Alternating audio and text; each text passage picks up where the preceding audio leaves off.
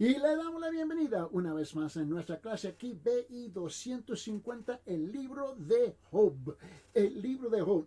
Y este curso está hablando de la vida de Job y también las implicaciones de los principios que se enseñan en este gran libro antiguo, cómo se pueden aplicar hoy día en nuestras vidas. Le damos la bienvenida a nuestra audiencia televisiva y radial, donde nosotros estamos enseñando la palabra expositivamente, en otra palabra, versículo por versículo, frase por frase, y sí, algunas veces palabra por palabra, con el propósito singular de profundizarnos en la palabra del Señor para ser un mejor reflejo de la persona de Jesucristo aquí en la tierra. Vamos a regresar a nuestro estudio aquí en Job y abrir nuestras Biblias en Job capítulo 1, por favor, y vamos a comenzar. Y ahora hemos invertido 5, 6, 7 clases solamente sobre versículo 1, Job capítulo 1. Ahora estamos en versículo Job, en versículo 2 y 3. Job capítulo 1, versículo 2 y 3. Vamos a leer la palabra del Señor. Aquí ahora, en esta sección de escritura, queremos darle enfatizar sobre la influencia y la inmensa riqueza de Job. La influencia y la inmensa riqueza de Job. Ese es el tema principal aquí y va a ser muy, muy interesante. Vamos a leer versículos 2 y 3, Job capítulo 1. Dice, le nacieron 7 hijos y 3 hijas. Su hacienda era de 7,000 ovejas, 3,000 camellos, 500 yuntas de bueyes, 500 asnas y muchísima servidumbre. Y era aquel hombre el más grande de todos los hijos del oriente.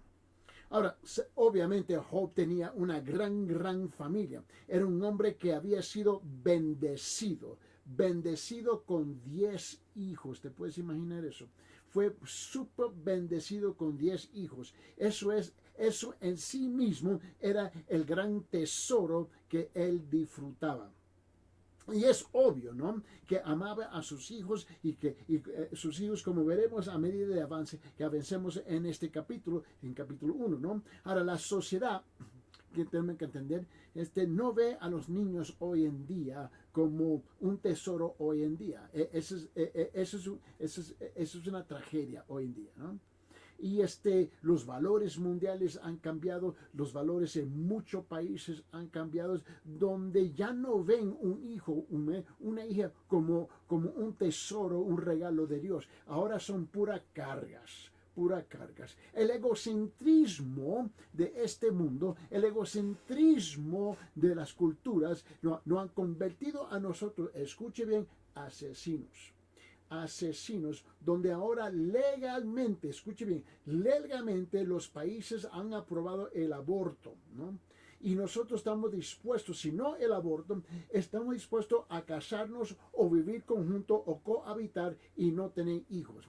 Y eso es una tragedia porque la palabra del Señor nos llama a nosotros, ¿ves?, a propagar, ¿no?, a tener hijos, porque es un regalo de Dios. Pero esa es la condición postmoderna en cuanto tú y yo estamos viviendo, ¿no?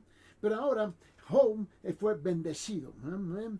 O en el mundo afirma, mira, el mundo afirma hoy día que los niños, mientras que al mismo tiempo los están abortando y presionando por el aborto, ¿no? Y su preocupación es falsa y falsificante, es una falsificación, ¿no? Ahora note que la gente en nuestra sociedad está preocupada y ansiosa por el crecimiento de la población. Oh, Dios mío, tenemos demasiada gente en esta tierra. No podemos permitir más nacimientos, ¿no? Y sin embargo, nuestros líderes en el gobierno, ¿no?, y las escuelas públicas enseñarán a nuestros hijos en las escuelas primarias cómo tener relaciones sexuales sin ninguna restricción moral o en absoluto. Hasta ese punto de ridículo hemos llegado nosotros. No es, por favor, no es de extrañar, ¿no?, que nuestros hijos estén teniendo hijos. Ahora tenemos bebés teniendo bebés, hijos teniendo hijos. Esto no tiene sentido y aparentemente no le molesta a la sociedad, no le molesta a la cultura, no le molesta al gobierno, no le molesta a los políticos, no le molesta ni siquiera, ves, a los padres, no le molesta ni siquiera a las iglesias. Lo que están tratando de prevenir es promover en aula. Mira, es una locura. Es una locura, ¿verdad? Dañino y destructivo enseñar la inmoralidad. Pero solo enseñarla a nuestros niños pequeños y adolescentes. Los líderes de muchos países han demostrado sus actitudes sobre el nacimiento de niños con una mentalidad de crecimiento cero de la población. Crecimiento cero de la población. Muchos creen que hay demasiadas personas en este mundo. Algunos países, por ejemplo, la China, ¿no? Si tomamos en cuenta la China han adoptado un límite de un hijo para las familias. Job fue un hombre bendecido. Los hijos es una bendición de Dios. Pero nosotros, nuestra actitud ha cambiado radicalmente. Ahora odiamos lo que Dios ama. Amamos lo que Dios odia. A ese punto hemos llegado nosotros.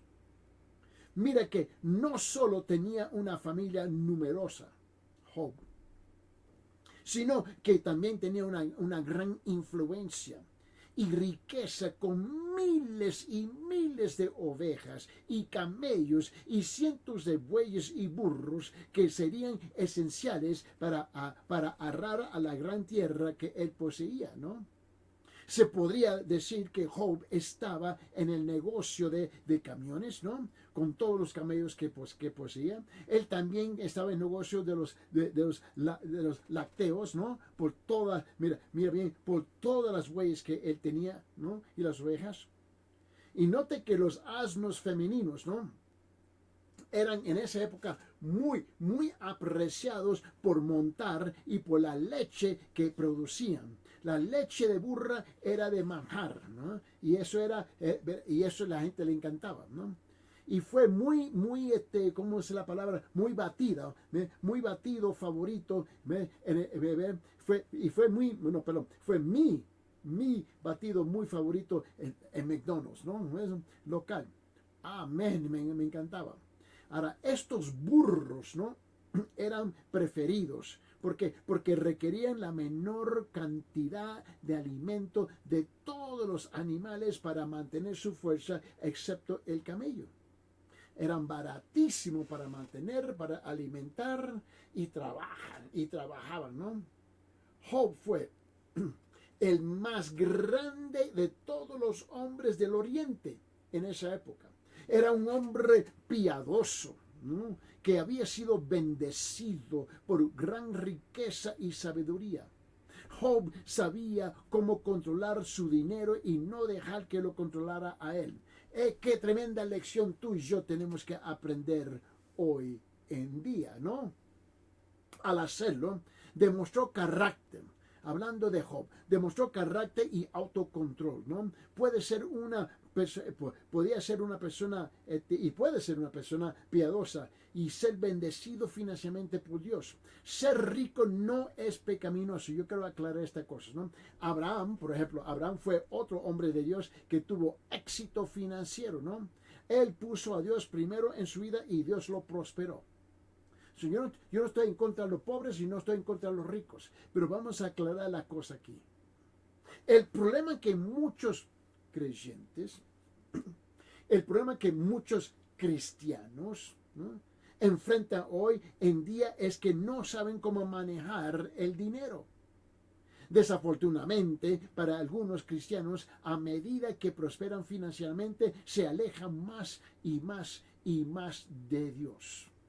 Esto se escucha todo el tiempo, ¿no? ¿Y por qué? ¿Por qué no le sirven al Señor? Mi trabajo. ¿Por qué no sirven a la iglesia? Mi trabajo.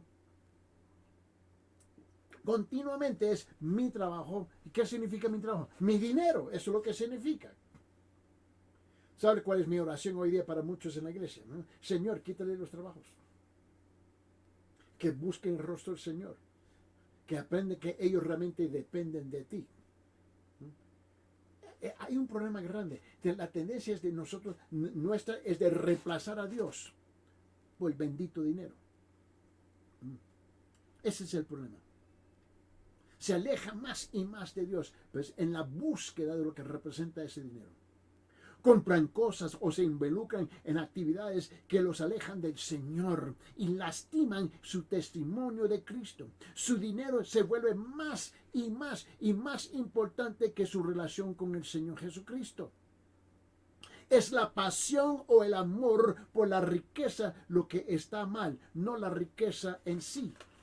Permíteme, abre sus Biblias en Salmo capítulo 26, por favor. Salmo capítulo 26, mira lo que dice en versículo 10.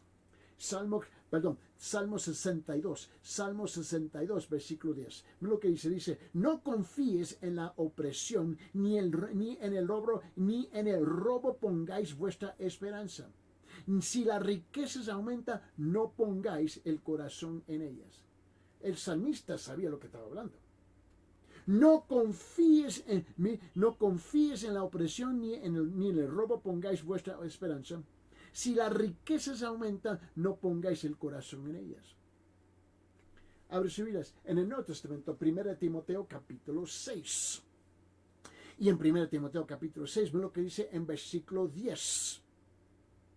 Dice, porque la raíz de todos los males es el amor al dinero, por el cual codiciando algunos se extravieron de la fe y se torturaban con muchos dolores. Ahí está el problema. Amados, me escuche bien, dense cuenta por favor, que el dinero es una herramienta para bendecir, no para maldecir.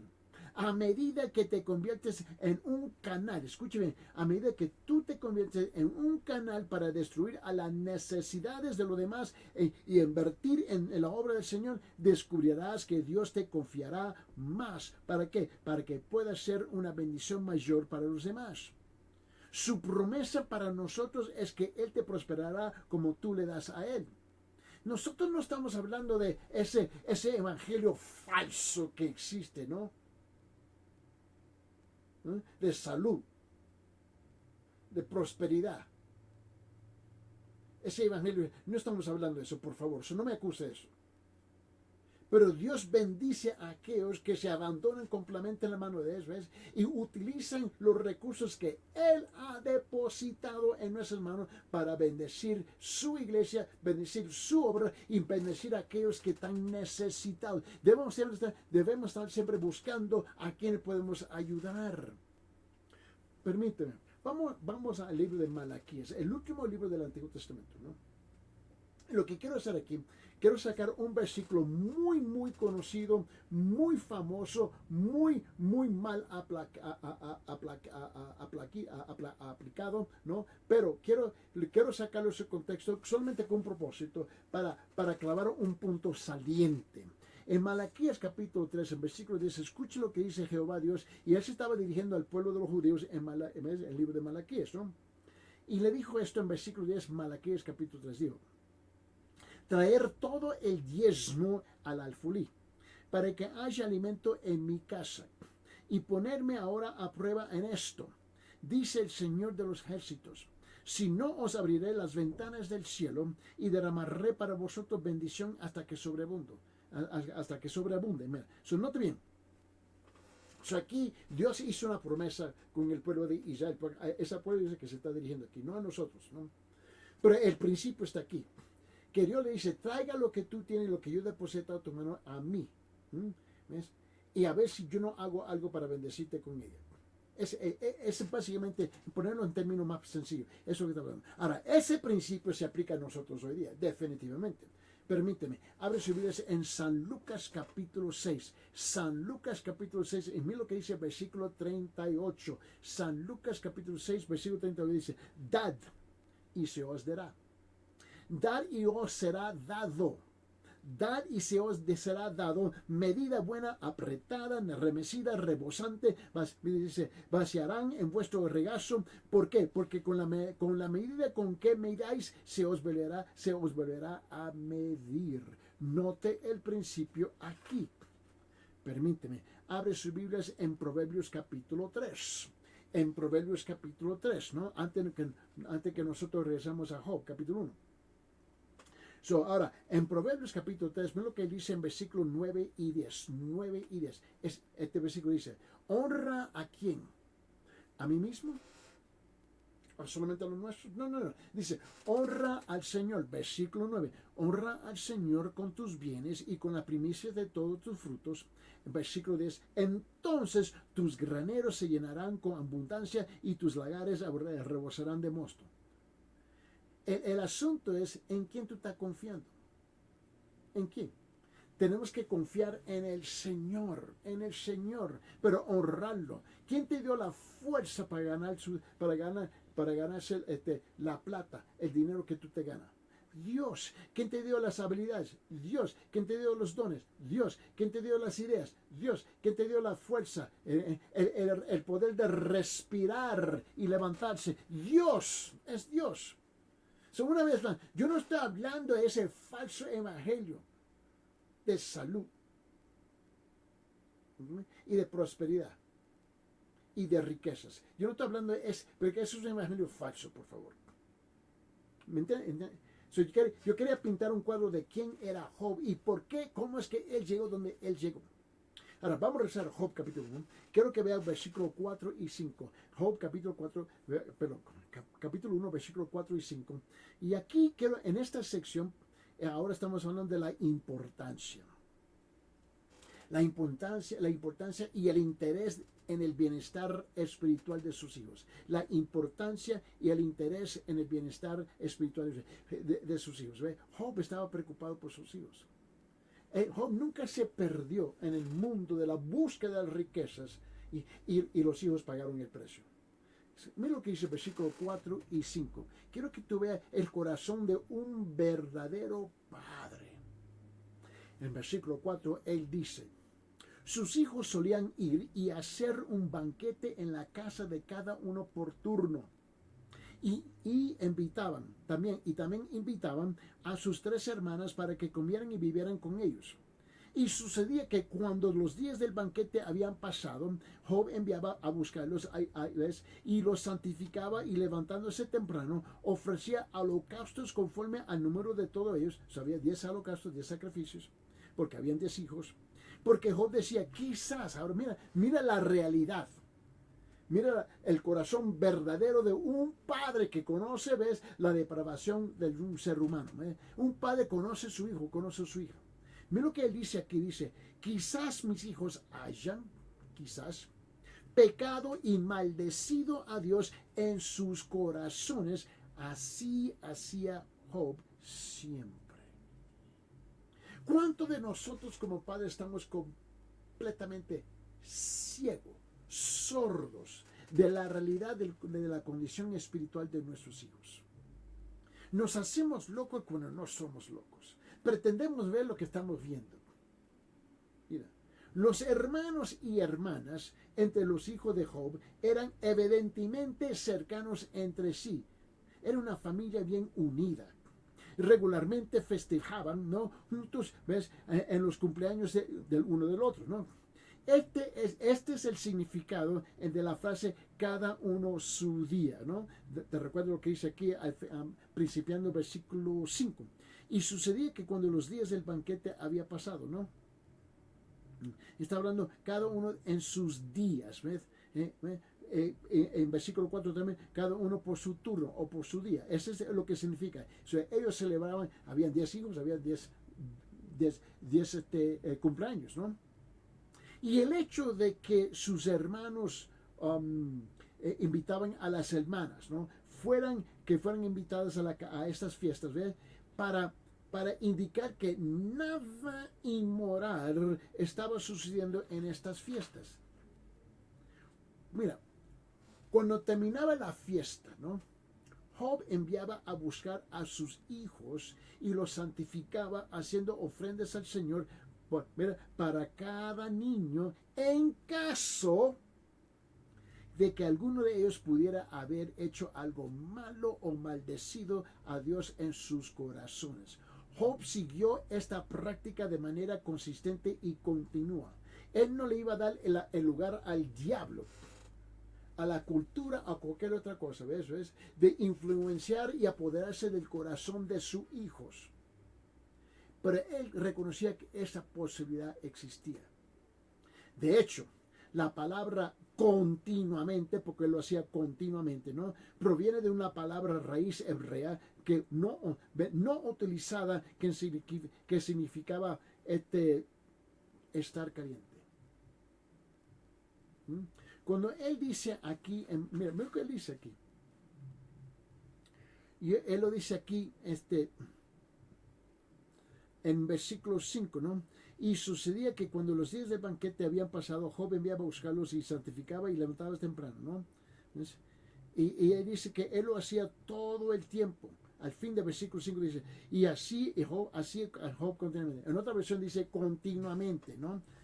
Ahora, en hebreo, esa palabra siempre o continuamente significa estar caliente, ¿no? La idea es de una persona que trabaja en algo continuamente y se pone caliente, sudorosa y por el trabajo, ¿me entienden? Job estaba caliente, todo bien, estaba encendido por Dios. Él no iba a darle la oportunidad al diablo de vencer el corazón de sus hijos. Él iba a orar y Señor, protege a mis hijos, protege a mi hijo, Señor, y perdona si pecan contra ti. Él estaba caliente, con un amor caliente por Dios y se estaba esforzando, sudando la gota por interceder sus hijos. ¿Cuánto de nosotros hoy día estamos dispuestos a ser igual por nuestros hijos? O simplemente los abandonamos a los vecinos, lo abandonamos a las escuelas públicas, los abandonamos a las calles, los abandonamos a la cultura, sabiendo que todo lo que acabo de mencionar está en un estado de caos y de corrupción. Job estaba tratando de hacer algo. ¿Qué es lo que estaba haciendo? ¿Qué es lo que él estaba tratando de hacer? Él estaba tratando de enfatizar a sus hijos que el éxito espiritual era mucho más importante que el éxito financiero. No se olvide que ellos eran ricos. Se esforzaba por mostrarle a sus hijos que su relación con Dios era mucho, mucho, mucho más importante que las cosas materiales o a las posesiones de esta tierra, de este mundo. El bienestar espiritual de sus hijos era de gran importancia para él. Pregunta, ¿es para ti? ¿Es para ti? Pregunta, ¿es importante? ¿Es importante que sus hijos estén en la iglesia y estén aprendiendo acerca del Señor? ¿Eso es importante para ti? Pregunta, ¿estás haciendo tu mejor esfuerzo? ¿Estás haciendo tu mejor esfuerzo para ser un buen ejemplo para ellos y señales a Cristo? Amados, por favor, no dejes que tus hijos crezcan siendo extraños a Jesucristo y a la preciosidad de la Biblia, de la palabra del Señor. Job nos enseña la prioridad de que debemos darle a la condición espiritual de nuestros hijos por su consistencia al orar por ellos y ofrecer holocaustos al Señor por ellos. Estas ofrendas eran ofrendas por el pecado, que se ofrecían para expiar el pecado. Eso fue las ofrendas, los holocaustos, ofrendas que él estaba llevando a cabo, ¿no? Job sabía que sin derramamiento de sangre no había remisión por el pecado. Él entendía eso. Job era un campeón, como digo, Job era un campeón de carácter. Era un campeón de carácter y consistencia en asuntos piadosos. Él no estaba arriba un día y abajo al siguiente. La vida que vivió es un desafío para todos nosotros hoy en día, para tener ese mismo tipo de actitud en nuestra adoración al Señor. Permíteme, abre sus Biblias en Salmo 55. Salmo 55. Mira lo que dice el salmista aquí en versículo 17. Salmo 55, versículo 17, dice lo siguiente, dice, tarde, mañana y mediodía me lamentaré y gemiré y él oirá mi voz. Escucha, tarde, mañana y mediodía me lamentaré y gemiré y él oirá mi voz. ¿Eso es cierto en nuestras vidas? No sé, entonces estoy preguntando. Mira, ¿sabe qué? Ustedes todos conocen la historia de Alejandro el Magno. ¿Mm? Alejandro el Magno, ¿no? Es una historia muy, muy conocida. Pero quiero, a ver, quiero tomar parte de una historia, por favor, entre comillas, compartirlo con ustedes, porque hay un punto que yo quiero tratar de comunicar aquí. Mira, aquí se encuentra la historia de Alejandro el Magno. Pasó pasó revista a sus tropas un día y uno de sus soldados se encorvó un poco, ¿no? Y él le hizo la pregunta a su, ¿cuál es tu problema? Alejandro le preguntó y el soldado le explicó que había estado en la ciudad la noche anterior y dice, y él dijo, ¿y cómo te llamas? Bueno, preguntó Alejandro al soldado y él le dijo, Alejandro. Respondió y luego el general le dijo en la cara, le dijo, mira, cambia tu condición, tu conducta o cambia tu nombre, pero algo tiene que cambiar aquí. Alejandro estaba preocupado por la conducta de alguien que llevaba el mismo nombre que el suyo. Amados, nosotros también debemos preocuparnos por tener un buen nombre y comportarnos adecuadamente. ¿Por qué? Porque tenemos el nombre del Señor Jesucristo. Somos cristianos. Nuestra meta debe servir con consistencia como la de Cristo. Pero muchos hoy en día no tienen ninguna vergüenza en la forma como llevan sus vidas. Cristianismo. Del cristianismo. No le dan vergüenza. Son mediocres en sus trabajos, son mediocres en sus hogares, son mediocres en sus familias, son mediocres en cómo maneja su salud, son mediocres cómo maneja su dinero, son mediocres cómo maneja la relación con los demás en su familia y amigos, vecinos, son mediocres en casi todo. Con razón son mediocres en la iglesia. Con razón. Y aparentemente no le dan ninguna vergüenza. La Biblia de Tito, en el Nuevo Testamento, por favor, abre su Biblia. Tito capítulo 2, dice esto. Tito capítulo 2, versículo 7 dice lo siguiente, dice, muéstrate en todo. ¿Está viendo? Mira, Tito capítulo 2, versículo 7. Muéstrate en todo como ejemplo de buenas obras. Ese es el llamado. Muéstrate en todo como ejemplo de buenas obras, con pureza, de doctrina, con dignidad. Mira lo que dice Mateo capítulo 5. Estas son las palabras textuales del Señor Jesucristo. Mateo capítulo 5, versículo 16. Escuche bien. Así brille vuestra luz delante de los hombres, para que vean vuestras buenas acciones y glorifiquen a vuestro Padre que está en los cielos. Mira, cuando estamos arriba un día y bajo al siguiente, todo el tiempo, cuando estamos viviendo de una manera cristiana un día y luego actuando como el diablo en el otro, creamos confusión en las mentes y corazones de aquellos sin Cristo. Nuestra inconsistencia, ¿no? Aleja a las personas hacia el Señor y daña nuestra reputación y nuestra credibilidad para ministrarles.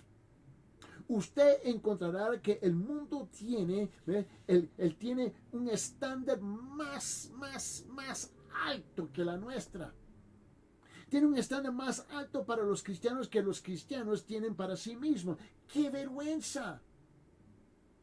Los inconversos pueden no conocer a Cristo, pero si esperan que actuemos como Él consistentemente. Si ellos esperan eso de nosotros. El mundo tiene un estándar más alto para nosotros que nosotros mismos.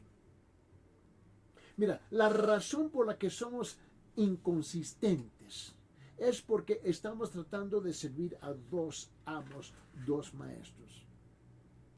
Tratamos de servir al Señor y también a este mundo o a nosotros mismos al mismo tiempo. No hemos decidido a servir a Cristo y esto nos hace inconsistentes y también inestables. La palabra está clara. está clara sobre este asunto. Permíteme, abre sus Biblias en Mateo capítulo 6. En Mateo capítulo 6, escuche bien lo que dice en versículo 24. Mateo 6, 24 dice, nadie puede. Ahora, mira lo que dice. Nadie puede servir a dos señores. Ahora, ¿qué parte de la palabra nada nosotros no entendemos? ¿Qué parte de la palabra nadie nosotros no entendemos? Dice, nadie puede servir a dos señores, Mateo capítulo 6, versículo 24. ¿Por qué? Porque aborrecerá a uno y amará al otro. O se apegará a uno y despreciará al otro. No podéis servir a Dios y a las riquezas. Es que no se puede hacer. Y muchos de ustedes, la bola de mentirosos que son, están intentando de hacer las dos cosas. ¿Y quién es el que pierde todo el tiempo? Dios.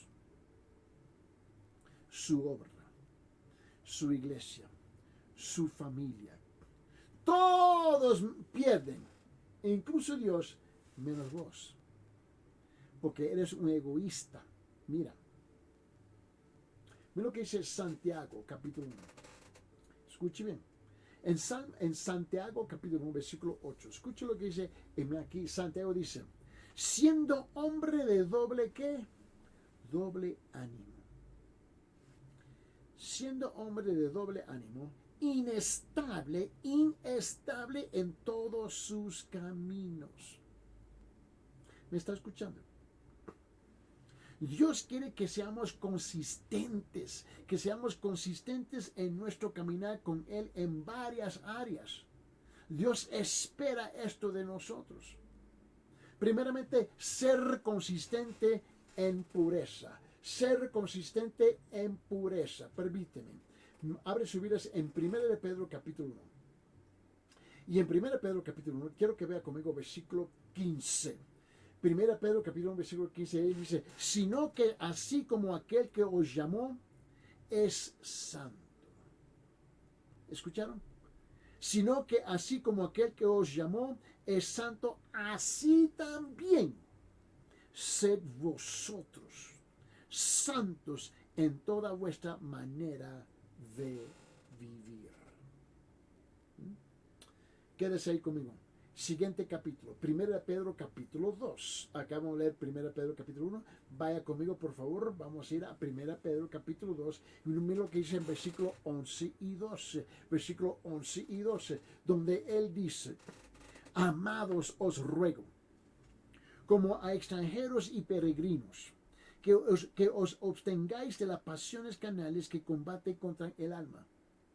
Mantener entre los gentiles una conducta irreprochable, a fin de que en aquello que os calumnian como malhechores, ellos por razón de vuestras buenas obras, al considerarlos, glorifiquen a Dios en el día de la felicitación. Mira, abre sus Biblias en Tito capítulo 2. Yo quiero asegurar que usted no está escuchando mi voz, porque esa voz no importa. Es la voz del Señor en su palabra. Esa sí la que es más importante sobre todo. Dice el libro de Tito capítulo 2 versículo 12. Tito capítulo 2 versículo 12. Antes de 13, después de 11 dice esto. Versículo 12 él dice, enséñanos que negando la impiedad y los deseos mundanos, vivamos en este mundo sobria, justa y piadosamente. La segunda cosa quiero que vean. Sean consistentes en alabanza. Sean consistentes en alabanza y reverencia por el Señor. ¿Me está escuchando? Sean consistentes en alabanza y reverencia por el Señor. Es algo increíble y esto se ve en las iglesias todo el tiempo, ¿no?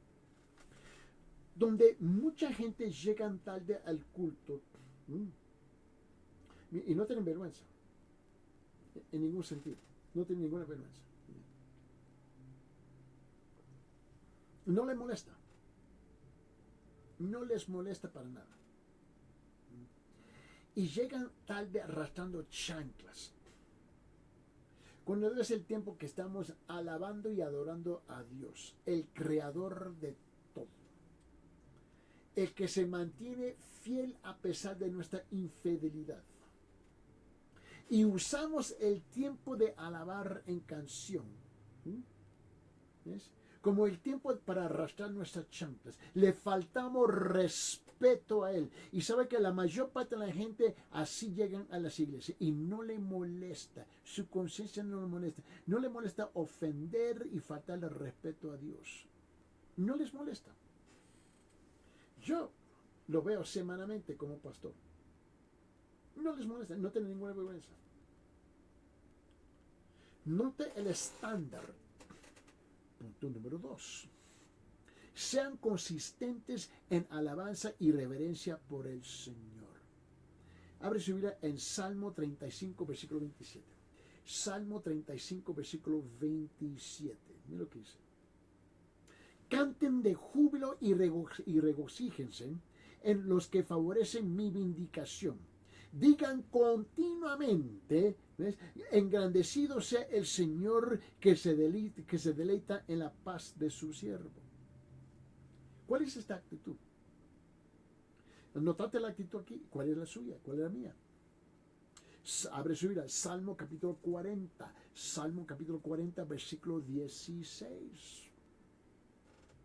Y en Salmo capítulo 40, versículo 16 dice, regocíjense y alégrense en ti todos los que te buscan, que digan continuamente, engrandecido sea el Señor, los que aman tu salvación.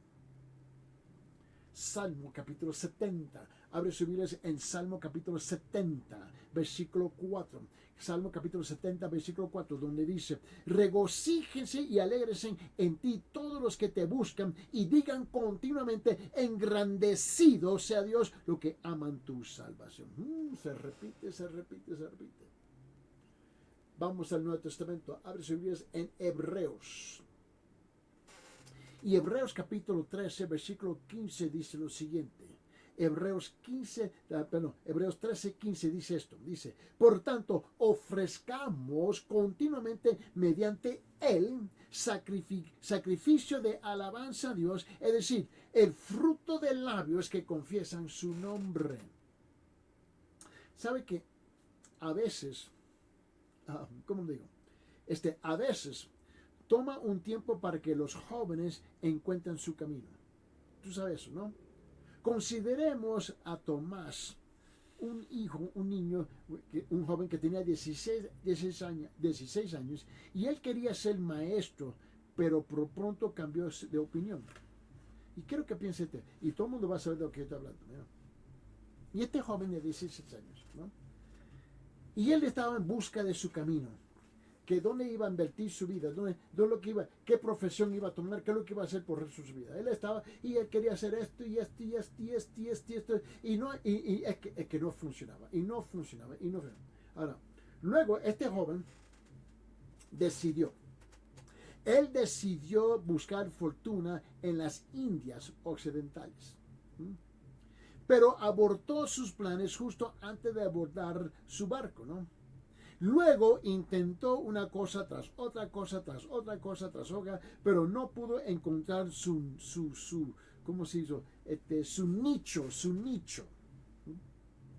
Viajando a Londres, ¿no? Se paseó por la ciudad buscando trabajo y encontró ningún trabajo. No, él tocando puertas, pues él estaba buscando, ¿no? Y dando su última moneda a un mendigo, él mismo fue reducido a la pobreza. Este joven, Tomás, era Tomás Nelson. Tomás Nelson era cristiano, nacido de padres escoceses que oraban. Y el Señor trajo noticia a sus oídos sobre un trabajo como aprendices de editor en Paternoster Row. Paternoster Row es el nombre de la calle, Paternoster Row es el nombre de la calle en Londres, ¿no? Que ellos necesitaban aprender, ¿no? Nelson lo comprobó y allí encontró por fin su gran vocación. Siempre había amado a los libros cristianos y ahora descubrió el placer de imprimirlos. Y él comenzó clubs clubes bíblicos semanales en Londres, compartiendo así el Evangelio tanto por medios impresos como por voz. Prosperó y pronto ahorró lo suficiente como para regresar, ¿no?, a Edimburgo, que en Escocia, ¿no?, para abrir una librería de libros usados, ¿no? Pronto estaba publicando sus propios materiales, dirigiéndolos hacia las masas, ¿no?, y buscando proporcionar la literatura cristiana, ¿ves?, asequible, ¿no?, para un mercado ansioso y en expansión. Y finalmente el hombre se casó y tuvo hijos, más bien tuvo muchos hijos. Y este hombre y sus hijos adolescentes, ¿ves?, se unieron al negocio. Y en el año, escuche bien, en el año 1853, ¿ves?, Thomas Nelson y sus hijos se había convertido en la editorial más grande de Escocia. Al año siguiente, Thomas Jr., ¿no?, el hijo, ¿no?, navegó a la ciudad de Nueva York, en los Estados Unidos, para abrir una oficina allí, convirtiendo a Nelson en el primer editor británico en establecer una sucursal en los Estados Unidos. Hoy, más de 200 años después, Thomas Nelson es el mayor editor de Biblias y literatura cristiana del mundo. No está mal para un niño, para un joven que tuvo problemas para encontrar su camino.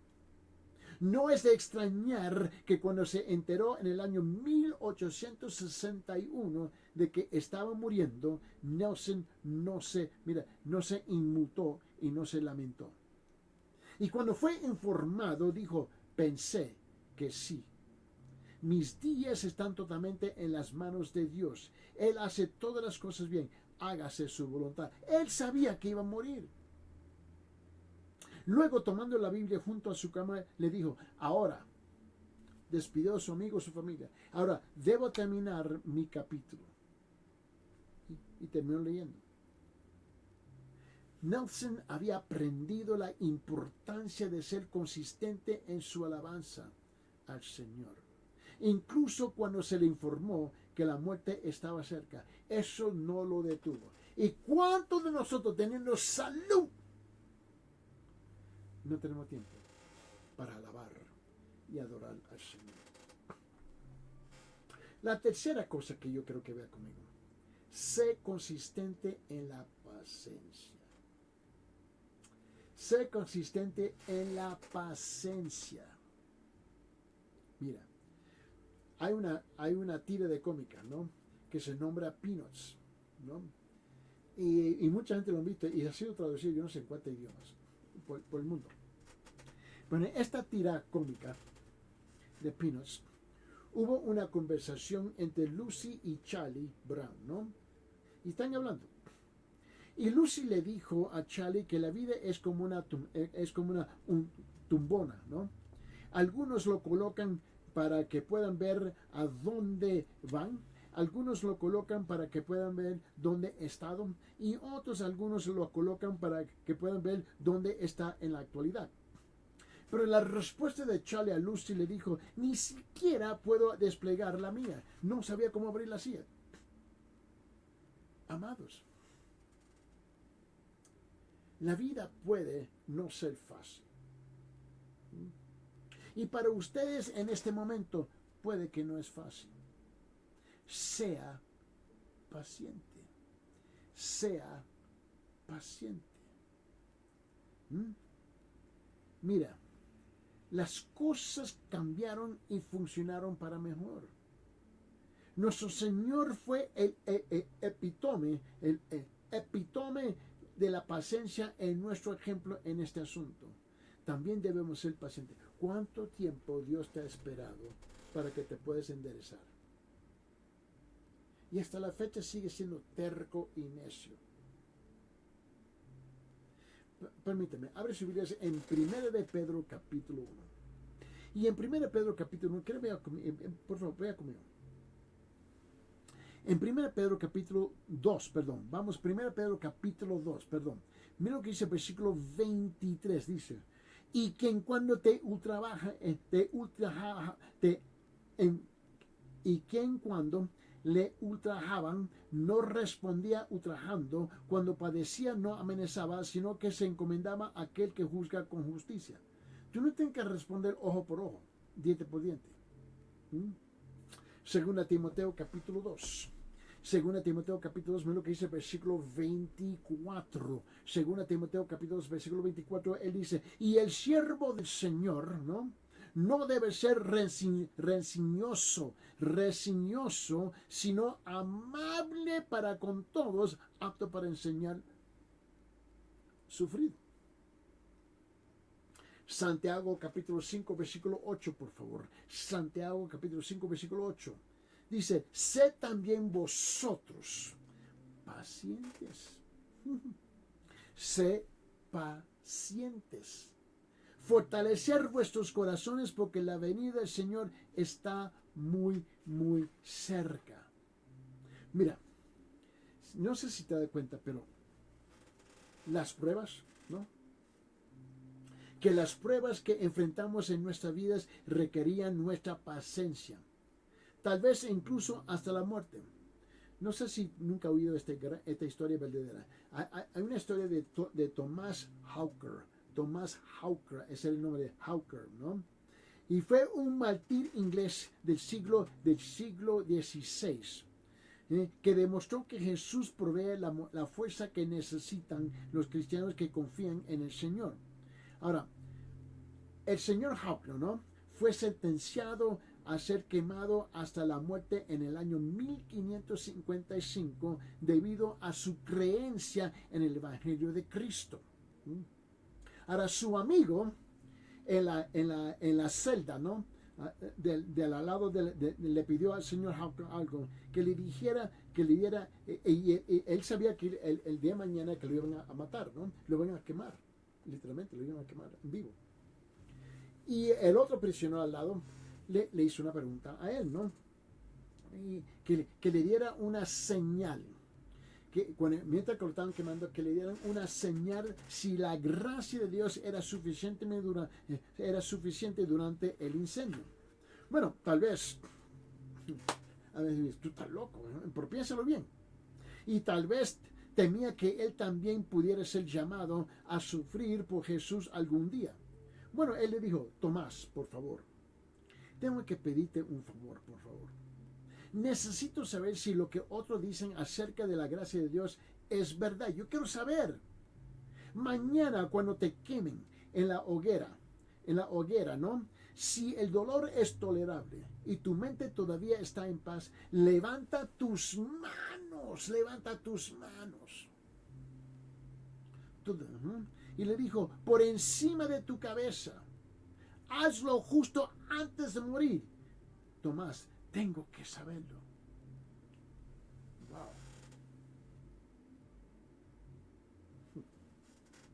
Al día siguiente, Tomás Hawker fue atado a una estaca y pedazos de madera a su alrededor, ¿no? Y fueron incendiados, ¿no? Oró por un rato, ¿no? Pero se quedó en un silencio a medida que se estaba debilitando, ¿no? El fuego ardió durante mucho tiempo, pero Hawker permaneció inmóvil. Su piel estaba se estaba quemando y sus dedos ya habían desaparecido porque se le quemó los dedos. Y todos los que miraban supusieron, ¿no? Que estaba muerto.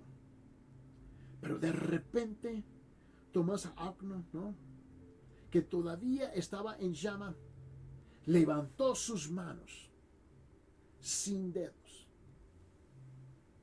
sobre su cabeza hacia el Señor del cielo y las aplaudió alegremente 3 veces al Señor, significando a todos que Jesús le había dado la fuerza para sufrir por su nombre. Y la gente allí estalló en gritos de alabanzas y aplausos. El amigo de Jacob tenía su respuesta. La gracia de Dios es suficiente para cualquier necesidad o circunstancia. Su gracia nos permite soportar con paciencia y valentía las pruebas que nosotros tenemos que enfrentar en esta vida. Escucha lo que dice 2 Corintios capítulo 12 y vamos a concluir aquí. 2 Corintios capítulo 12, versículo 9 dice esto: y Él me ha dicho, te basta mi gracia, pues mi poder se perfecciona en la debilidad. Por tanto, muy gustosamente me gloriaré más bien en mis debilidades, para que el poder de Cristo more en